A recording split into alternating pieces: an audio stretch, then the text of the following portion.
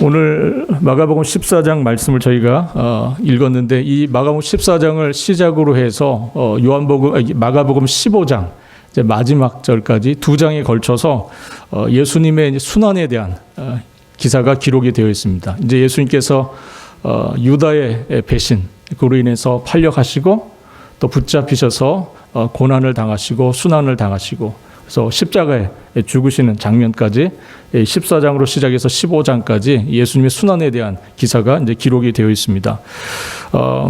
이 주님의 십자가 사건을 앞두고 일어난 오늘 본문의 사건, 그것은 어떤 의미에서는 우리로 하여금 이 본문 속에는 여러 가지 굉장히 긴장감이 있고 또 서로 아주 대조적인 일들이 벌어지고 있음을 저희가 볼 수 있습니다.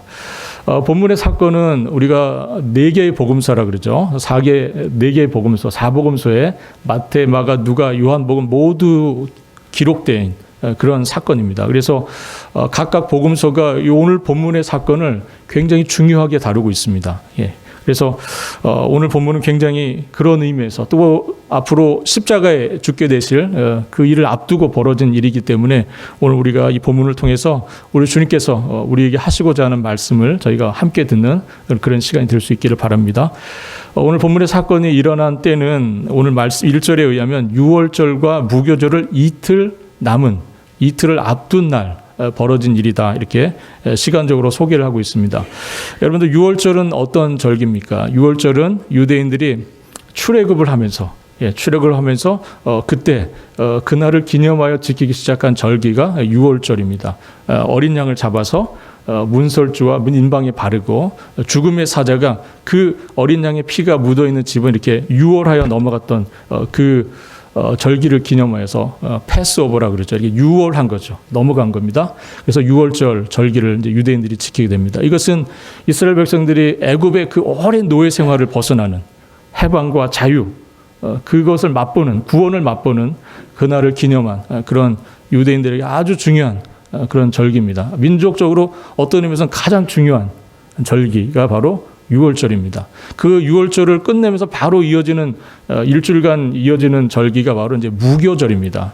무교절은 이제 이렇게 이스트라 그러죠. 이렇게 그것이 들어가 있지 않은 그런 이제 부풀리지 않은 빵, 그것을 이제 먹게 되는 절기인데, 이거 역시 이제 유월절을 기념하면서 이스라엘 백성들이 출애굽할 때 그 무교병을 먹었거든요. 그 조상들이 먹었던 그 무교병을 먹으면서 이 유대인들이 그 절기, 특별히 구원을 주셨던 극적인 이 탈출, 애굽을 도망 탈출하는 그 절기를 기념하면서 유대인들이 지켰던 절기가 무교절입니다. 이 두 절기는 말씀드린 것처럼 이스라엘의 정말 가장 큰 절기 중에 절기라고 할 수 있습니다. 그런데 이 절기가 이제 불과 이틀 앞둔 겁니다. 여러분들, 우리가 만약에 여러분들 추석이 다가온다, 추석 이틀 전이다, 그러면 여러분 기분이 어떠세요? 물론 우리가 추석 지킨 지가 너무 오래돼서 감이 많이 떨어지시겠지만, 만약에 우리가 그러한 설날이나 추석이나 이런 절기들 앞두면 우리 한 이틀 전서부터 분위기가 그죠? 굉장히 우리가 기대가 되고 이렇게 약간 들뜨게 되고 이제 그런 게 있잖아요. 유대인들도 마찬가지입니다. 큰 민족적 절기를 앞두고 있었기 때문에 이 오늘 본문 속에 보니까 그럼에도 불구하고 이 절기를 앞두고 어떤 일이 벌어지고 있습니까? 대제사장들과 서기관들이 예수를 잡아 죽일 흉계를 찾고 있었다 하는 겁니다. 이 민족적인 아주 즐거워해야 될 절기에 대제사장들과 서기관들, 그 예루살렘 중심으로 있었던 이 종교 지도자들은 예수를 죽일 방법을 찾고 있었습니다. 그런데 이 사람들도 사람들의 눈치를 보는 거죠. 그죠?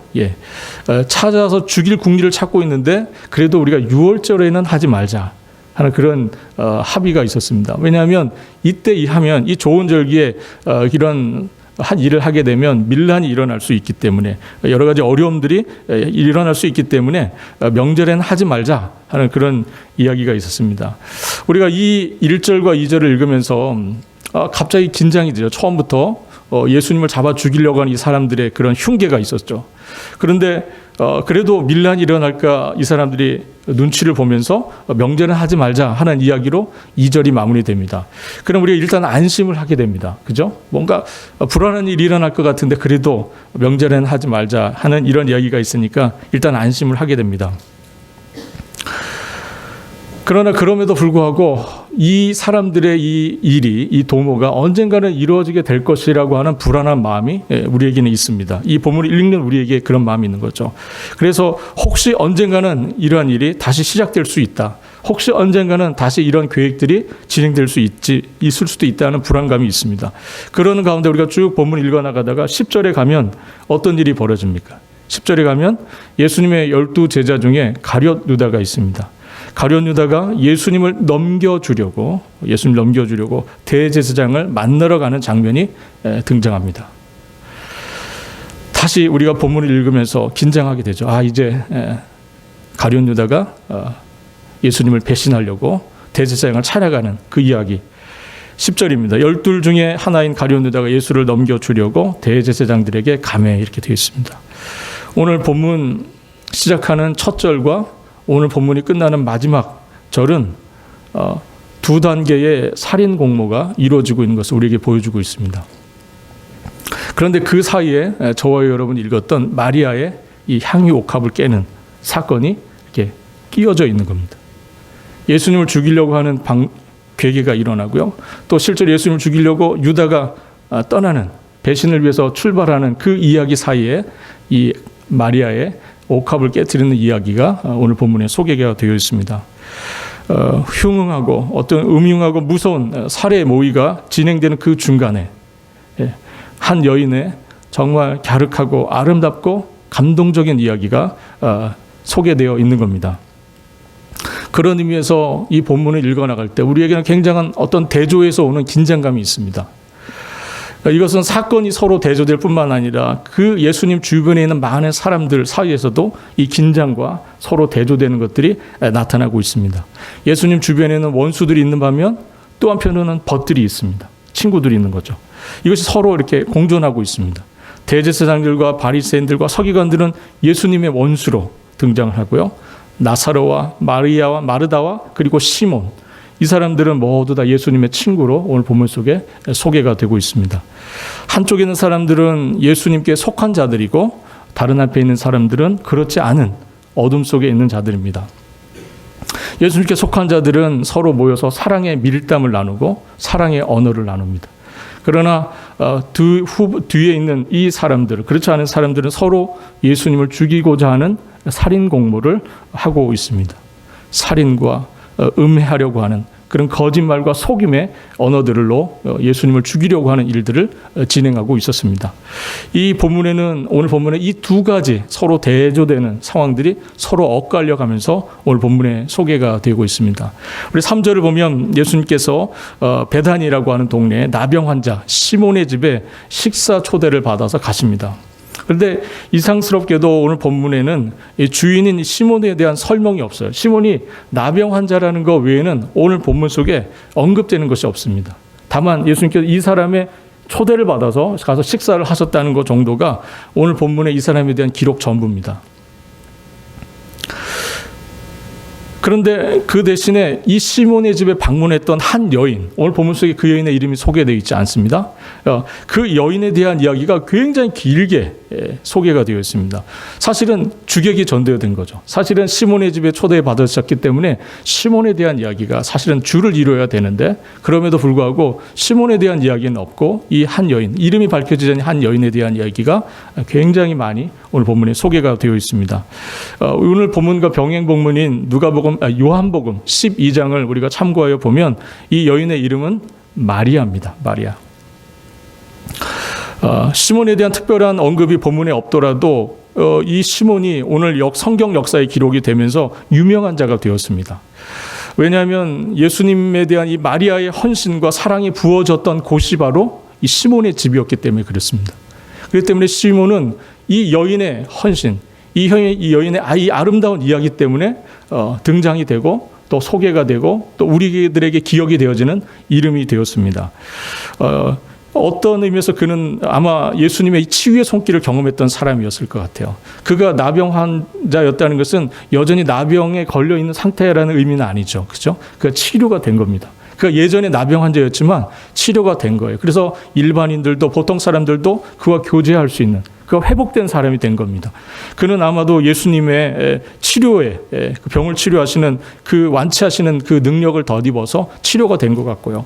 그것에 대한 감사의 뜻으로 예수님을 자신의 집으로 초대했던 것 같습니다. 그런데 그의 식탁이 영광스러운 식탁이 된 것은 단순히 그가 예수님께 식사를 제공했기 때문만은 아닙니다.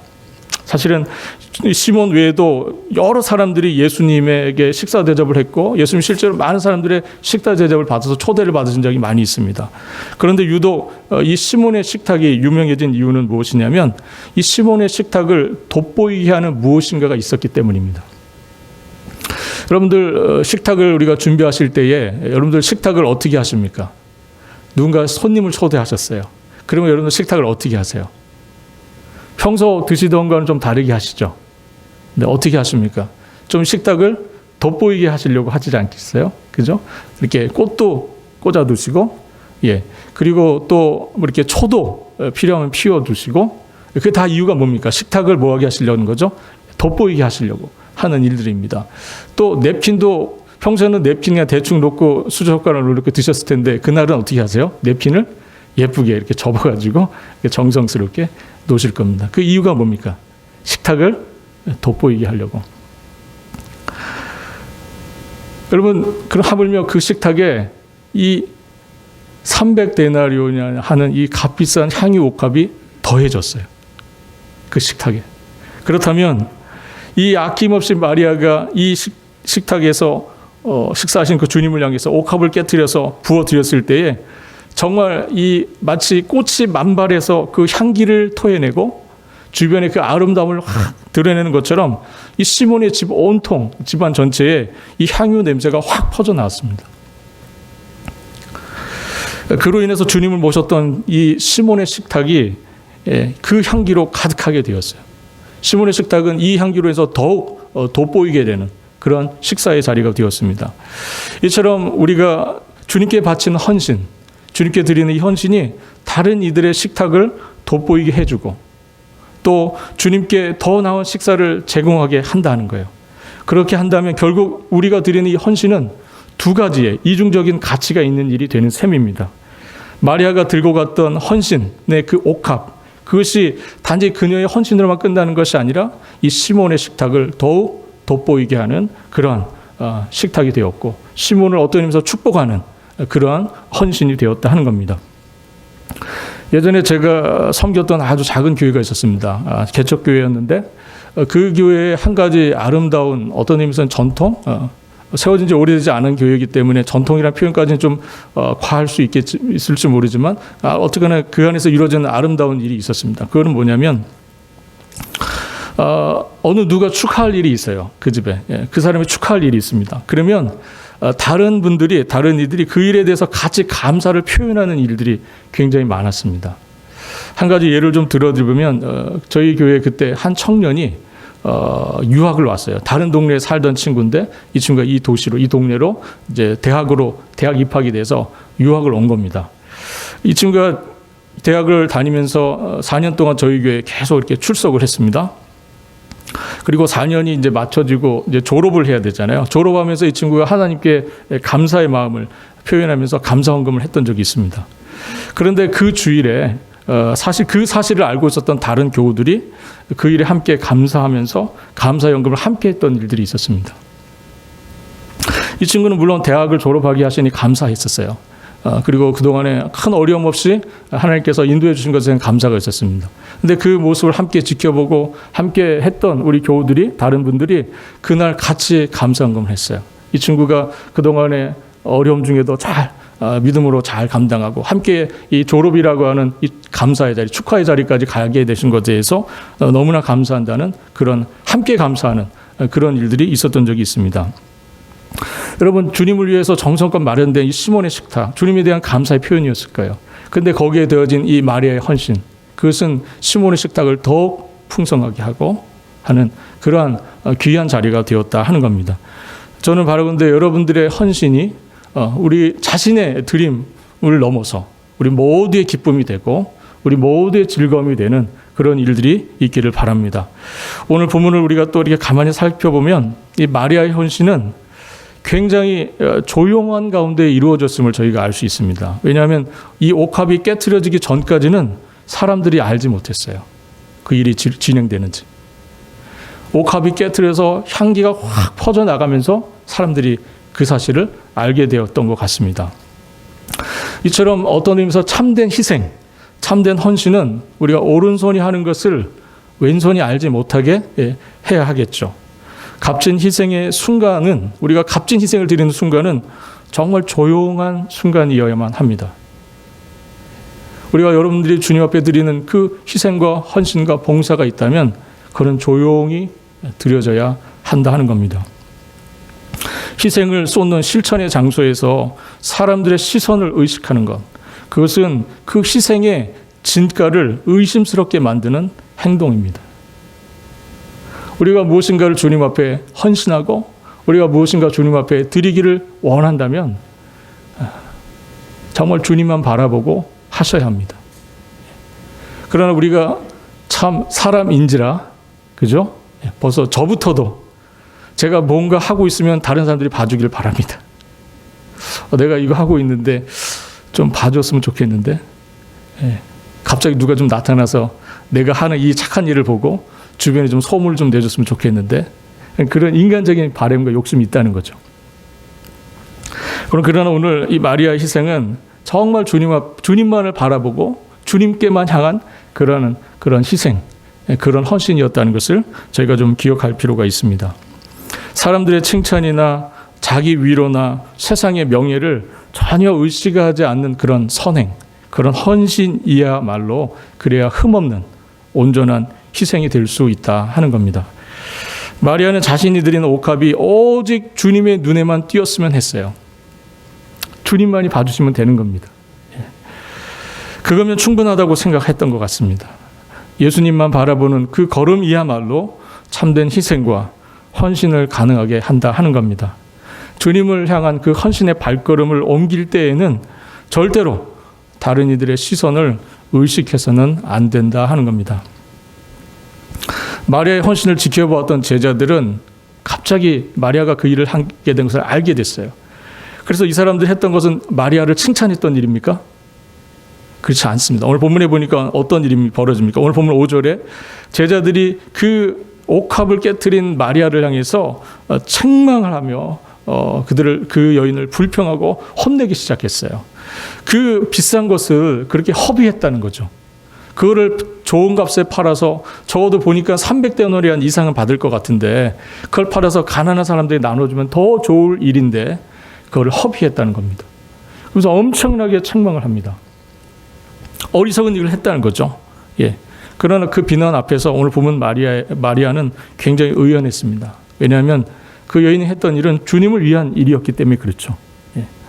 주님을 위한 일이었기 때문에 마리아는 이 상황에 요동하지 않는 것 같습니다. 가난한 자들을 위한 헌금을 사용했어야 한다는 이 제자들의 주장은요, 굉장히 명분이 있는 주장입니다. 틀리지 않은 얘기예요. 가난한 자들을 위해서 구제하는 일, 왜 그게 틀립니까? 중요한 일이고 꼭 해야 될 일이고 경건한 그리스도인이라면 누구라도 해야 할 그런 일입니다. 실제로 구제는 경건한 당시의 유대인들의 이 경건 생활에 아주 중요한 일이었습니다. 그래서 실제로 그렇게 하는 일이 맞아요. 틀리진 않습니다. 그러나 예수님께서 오늘 보면 6절에 어떻게 하십니까? 6절 한번 같이 읽어보겠습니다. 6절입니다. 예수께서 이르시되 가만두라. 너희가 어찌하여 그를 괴롭게 하느냐? 그가 내게 좋은 일을 하였느니라. 그래서 좋은 일이라는 것은 아름다운 일, 그런 뜻입니다. 아름다운 일. 주님은 이 여인의 행위를 좋은 일 그리고 아름다운 일이라고 평가를 해주셨습니다. 중요한 것은 사람들의 생각이 아니라 누구의 평가입니까? 그렇죠? 하나님의 평가입니다. 사람들의 이야기가 아니에요. 중요한 것은 하나님 앞에서의 평가고 하나님 앞에서의 가치 판단입니다. 하나님이 이 일을 어떻게 보시느냐가 중요한 것이죠. 여러분들, 사람들의 칭찬이 아무리 많아도 결국 우리가 했던 그 일이 하나님 앞에서 인정받을 수 없는 일이라고 한다면 그 일은 무의미한 일이 되는 겁니다. 왜 그렇습니까? 하나님 우리의 중심을 살피시기 때문에 그렇습니다. 우리가 했던 일의 진정성을 판단하실 분은 딱 한 분, 주님밖에 안 계십니다. 사람의 눈은 때로는 가려지고 사람의 판단은 때로 흐려질 수 있기 때문에 사람들이 하는 이야기는 틀릴 수 있습니다. 사실이 아닐 수 있어요. 잘못된 이야기일 수 있습니다. 오해일 수 있습니다. 그러나 우리 하나님 앞에서 오해가 있을 수 있습니까? 우리 하나님이 잘못 상황을 판단하실 수 있습니까? 그럴 수가 없죠. 우리 주님의 판단은 정확하십니다. 우리 주님의 보시는 눈은 불꽃과 같은 눈이세요. 그 주님께서 우리의 마음을 살피십니다. 우리가 했던 모든 일의 동기를 주님은 아십니다. 오늘 주님께서 중요한 것은 하나님의 판단이심을 이야기하시면서 말씀합니다. 오늘 우리 사도 바울이 고린도후서 10장 18절에 이런 말씀합니다. 옳다 인정함을 받은 자는 자기를 칭찬하는 자가 아니요 오직 주께서 칭찬하시는 자다 하는 말씀은 오직 주님께서 칭찬하신 자가 뭡니까? 옳다 인정함을 받은 자다. 이렇게 말씀을 하는 겁니다. 중요한 것은 주님의 인정을 받는 것이라는 그런 말씀입니다. 사람들이 아무리 칭찬하여도 주님께서 인정해 주시지 않는다면 그 일은 무익한 일입니다. 마리아는 정말 비싼 나드 한 옥합을 깨트려서 전부 주님께 부어드렸습니다. 이 나드 한 옥합은 당시에 300데나리온 정도라고 말씀하는데 300데나리온이면요. 1데나리온은 노동자의 하루 품값입니다. 노동자가 하루 열심히 일해서 벌을 수 있는 돈이 1데나리온이에요. 그러면 300데나리온이면 어떤 돈입니까? 이 사람 1년 열심히 일해서 한 푼도 쓰지 않고 1년 열심히 노동자가 일해야 모을 수 있는 1년 연봉이 300데나리온입니다. 굉장히 큰 돈이죠. 1년 연봉 한 푼도 쓰지 않고 다 모아야 300데나리온 정도가 된다는 겁니다. 어떻게 보면 마리아의 희생을 허비라고 말하는 것도 일리가 있어 보입니다. 이 300데나리온이나 되는 이 엄청난 돈, 한 사람의 1년 연봉에 해당하는 이 돈을 가난한 사람들을 위해서 썼으면 얼마나 좋았을까 하는 그런 제자들의 판단이 있었어요. 그런데 문제는 구제 행위 그 자체가 나쁜 것은 아니지만 그 제안을 하는 자들의 마음, 그들이 어떠한 마음으로 그 말을 했느냐가 중요합니다. 그들은 자신의 유익을 계산하는 이기적인 동기가 있었음을 우리가 같은 요한복음 12장 말씀을 병행 사건을 보면 알 수 있습니다. 요한복음 12장 우리 4절 말씀, 이 여인을 꾸짖었던 사람은 오늘 본문 속에 누군지는 알 수 없지만 우리가 요한복음 12장을 보면 누굽니까? 이 사람은 가룟 유다죠. 가룟 유다. 제자 중 하나로서 예수를 잡아줄 가룟 유다가 말했다 그랬어요. 오늘 본문과 같은 병행 사건을 기록한 본문입니다. 누가 책망했습니까? 마리아를? 가룟 유다가 했습니다. 가룟 유다가. 그런데 이어지는 6절에 보면 사도 요한은 그가 이렇게 말하면 가난한 자들을 생각함이 아니요 그는 도둑이라 돈꾀를 맞고 거기에 넣는 것을 훔쳐 가미려라 이렇게 말씀합니다. 이어갑니다. 그렇다면 가난한 자들에게 팔아서 가난한 자들을 구제할 수 있었다고 말했던 이 제자들 가룟 유다, 특별히 가룟 유다의 본심은 뭡니까? 정말 가난한 자들을 생각한 겁니까? 그렇지 않죠. 어떻게든 거기에서 자기의 유익을 챙기고 자기가 뭔가 도적질하기 위해서 유다가 그렇게 했다 하는 겁니다.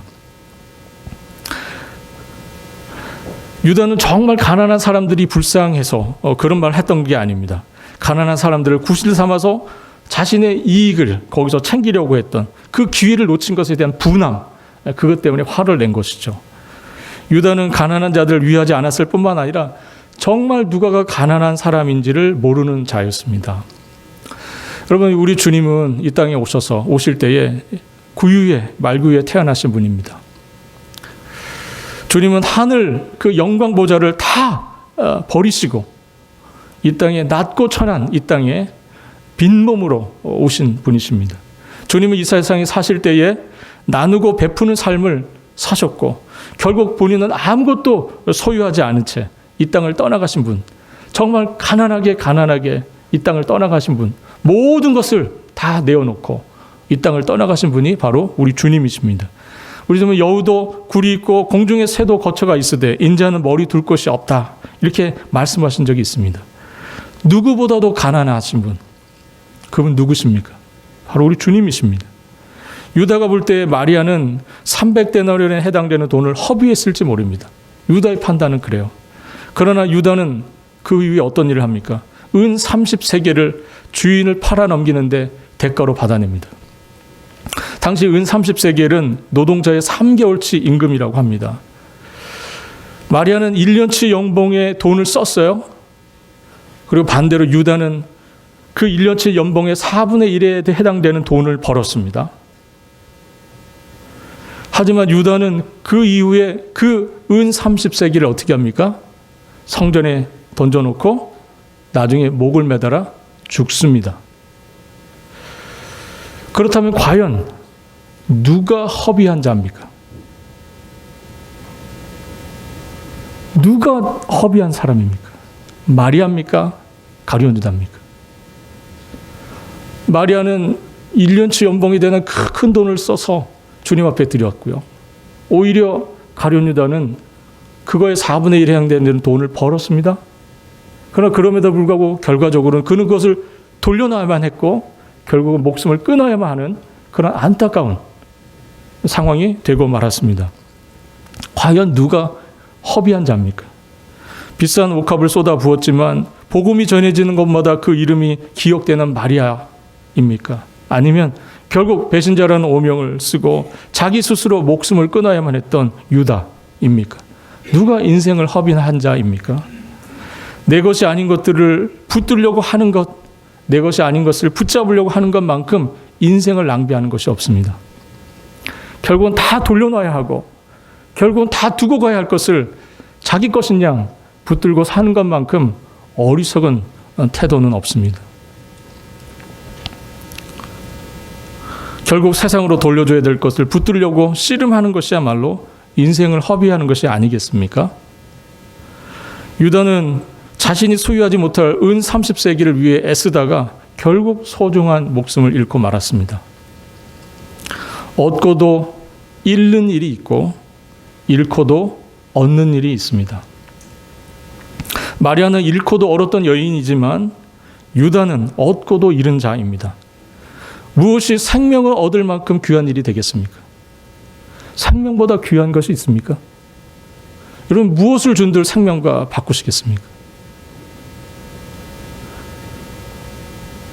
소탄대실이라는 말 있는 것처럼 사랑하는 성도 여러분, 적은 것, 정말 결국 사라질 것 때문에 그것을 얻으려고 하다가 결국 중요한 것, 소중한 것을 잃어버리는 어리석음이 없으시길 바랍니다. 주님을 위한 것, 그것은 무엇이든지 그것은 허비가 될 수가 없습니다. 주님을 위하여 한 것, 그것은 주님께서 다 기억하시는 일이 되시기 때문에 그것은 절대로 낭비가 아니고 그것은 절대로 허비하는 것이 아니라는 겁니다. 영원히 남는 것, 영원히 가치로 그것을 남겨둘 수 있는 것, 그것은 오직 주님을 위한 것뿐이라는 사실을 여러분 기억해 주시길 바랍니다. 오늘 본문 9절 한번 같이 읽겠습니다. 내가 진실로 너에게 이르노니 온 천하에 어디서든지 복음이 전파되는 곳에는 이 여자가 행한 일도 말하여 그를 기억하리라. 시몬의 집을 가득 채운 이 마리아의 향유 옥합이 오늘날까지 우리에게 전해지고 있습니다. 어떻게 전해집니까? 사람들이 기억해서입니까? 그렇지 않죠. 하나님께서 기억하셨기 때문입니다. 하나님께 드려져서 하나님이 기억하신 바가 되었기 때문에 그 여인의 이름이 지금까지도 우리에게 기억되는 겁니다. 마리아의 옥합은 영원한 헌신의 표지가 된 것이죠. 그것을 하나님께서 그녀의 희생과 헌신을 인정해 주시고 기억해 주셨기 때문입니다. 여러분들 방향제를 이렇게 뿌리고 나가실 때가 있죠. 예, 어떤 장소나 집도 마찬가지겠죠. 방향제 뿌리고 나가면 잠시 돌아오면 어떻습니까? 냄새가 이렇게 향긋한 냄새가 있죠. 그 공간에. 그런데 하루 이틀 지나서 가보세요. 그 냄새가 여전히 있습니까? 어떤 분이 또 이런 얘기하면 비싼 거 사면 오래 간다고. 사라지겠죠. 예. 그때 뿌린 향유는 그냥 다 사라지는 겁니다. 아마 이때 마리아가 부었던 향유 옥합도 며칠 지나면 다 사라졌을 거예요. 그런데 이 여인의 향기로운 이 이야기가 왜 우리에게도 지금도 향긋하게 아름답게 전해지고 있습니까? 그것은 바로 그 향유 속에 담았던 주님에 대한 사랑이 영원으로 이어졌기 때문에 그렇습니다. 주님을 기쁘시게 해드리는 일은 주님의 마음속에 영원히 새겨지는 일이 되고 그렇게 기억되는 일이 된다 하는 겁니다.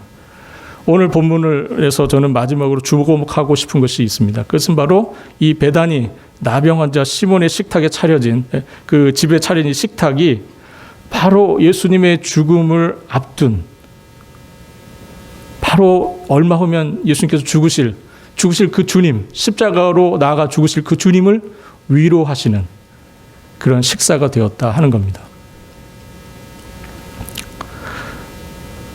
주님은 아셨겠죠. 이제 이틀 후면 본인이 십자가에 달리실 것을 아셨을 겁니다.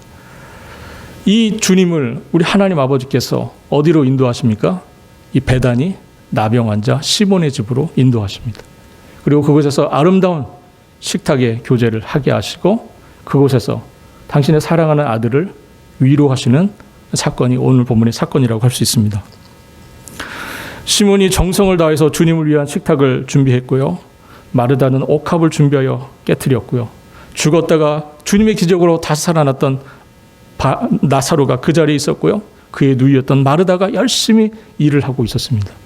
우리 요한복음 12장 2절 말씀 한번 같이 읽어보도록 하겠습니다. 요한복음 12장 2절 거기서 예수를 위하여 잔치할새 마르다는 일을 하고 나사로는 예수와 함께 앉은 자 중에 있더라. 앞서 말씀드린 것처럼 때는 어떤 때였습니까? 대제사장들과 서기관들이 예수님을 잡아 죽이려고 흉계를 꾸미던 그런 밤이었습니다.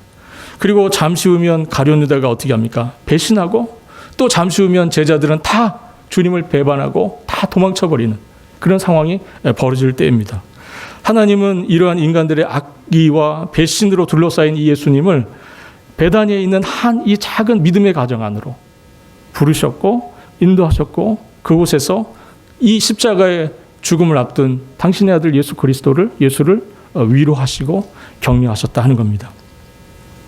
이 작은 촌라 베단이라고는 아주 이 작은 동네 거기에 한 나병 환자의 집 평소 사람들 가지도 않을 것 같아요. 나병 환자의 집이지 않습니까? 그러나 그 집을 주님께서 방문하시고 믿음과 신뢰를 저버리지 않는 그 소수의 사람들 그 사람들과 함께 따뜻한 식사를 하셨다 하는 겁니다.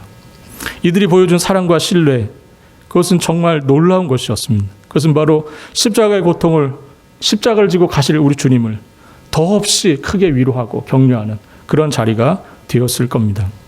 놀랍게도 주님께서는 베다니의 가족처럼 이름 없고 권세 없는 자들의 식탁을 통해서 자신의 놀라운 일을 하셨다는 겁니다. 무엇보다도 그 자를 통해서 주님이 하실 일을 드러내셨죠. 오늘 본문 8절에 보니까 그는 힘을 다하여 내 몸에 향유를 부어 내 장례를 미리 준비하였느니라. 거기서 주님께서 앞으로 하실 일에 대한 이 놀라운 계획도 주님께서 말씀하게 하셨습니다. 하나님은 작은 것으로 큰 일을 하시는 분이세요. 예루살렘에 얼마나 많은 유명 인사들이 있었겠습니까? 얼마나 놀라운 종교 지도자들이 많이 있었겠습니까? 얼마나 많은 유명한 자들이 예루살렘에 있었겠습니까? 그 집들을 방문하신 것이 아니었어요. 주님은 그러한 유력한 자들의 집을 방문하지 아니하시고 주님은 정말 이 베다니 나병 환자의 집을 방문하셔서 그곳에서 위로받으시고 격려를 받으셨다는 겁니다. 우리 하나님께서 그렇게 일을 하셨다는 것이죠. 여러분 당시 예루살렘은 종교적 위선과 율법주의가 가득한 곳이었습니다. 그러나 베다니는 어떤 곳입니까? 주님을 향한 진실함과 주님을 향한 사랑과 그곳이 있었던 곳이 바로 이 나병 환자 시몬의 집이었습니다. 여러분 십자가의 고난을 앞두신 우리 주님께서 위로받은 곳은 예루살렘이 아니라 베다니였다는 사실을 통해서 우리는 우리의 삶이 또 우리 교회가 화려하진 않지만 사랑과 진실함으로 주님을 섬길 수 있는 그러한 공동체가 될 수 있기를 바랍니다. 이곳이 베다니 이 시몬 이 내 식탁과 같은 정말 그러한 곳이 될 수 있기를 바라고요. 정말 진실함과 참됨으로 우리 주님을 사랑하고 우리가 그것을 위해서 하나 되고 모이는 그런 교회가 될 수 있기를 바랍니다. 제가 참 좋아하는 것이 하나 있습니다. 제가 참 좋아하는 것이 제가 캠핑 가는 거 좋아합니다. 근데 자주 가지는 못하고 있어요. 예. 언제 가는지 기억이 안 날 정도로 오래전 일이 되어버리고 말았는데, 제가 정말 미국에 와서 우리 아이들과 함께 첫 번째 캠핑을 갔던 그 캠핑 장소, 저쪽 조지아에 있는 하나의 스테이트 파크였는데요. 거기에서 그 밤에 있었던 일을 저는 잊을 수가 없습니다. 캄캄한 밤입니다. 불빛 하나 보이지 않는 캄캄한 밤. 거기에 캠핑장에 저희가 이렇게 텐트를 치고 있었습니다. 그리고 제가 그곳에서 이렇게 캠핑의 하이라이트는 뭐죠? 그렇죠. 캠프파이어죠. 예. 예. 장작을 사갖고 온 거 이렇게 모아가지고 불을 착 폈습니다. 그러니까 그 시간에 우리 가족이 그 안에 이렇게 동그랗게 이렇게 둘러 앉았죠. 따뜻한 불빛 앞에 이렇게 예, 둘러 앉았습니다. 사방 온통 캄캄했어요. 네. 그런데 그 장작불을 모아두고 우리가 이렇게 둘러서 예, 우리가 그 좋은 시간을 보냈던 기억이 있습니다. 여러분, 마치 이 시몬의 식탁은 그러한 모습을 저희들에게 보여주고 있습니다. 이 시몬의 식탁을 두고 앞뒤로 온 본문과 첫 벌과 마지막 절에 이 온갖 어둠의 권세가 둘러싸고 있는 그때에 우리 주님께서 이 시몬의 식탁을 중심으로 해서 위로를 받으시고 십자가로 나아갈 새로운 소망과 힘을 얻으셨다는 사실을 저희가 함께 기억할 필요가 있겠습니다. 여러분, 다 함께 둘러앉은 그 식탁에 시몬도 있었고요, 나사로도 있었고, 마리아도 있었고, 마르다도 있었습니다. 여러분, 우리 중에 누가 주님을 위한 식탁을 준비하는 시몬이 되시겠습니까? 우리 중에 누가 주님의 기적을 몸으로 체험하여서 삶으로 보여주었던 나사로가 되시겠습니까? 우리 중에 누가 자신의 모든 것을 쏟아부어서 주님을 기쁘시게 해드렸던 마리아가 되시겠습니까? 우리 중 누가 정말 바지런하고 부지런한 마르다가 되시겠습니까?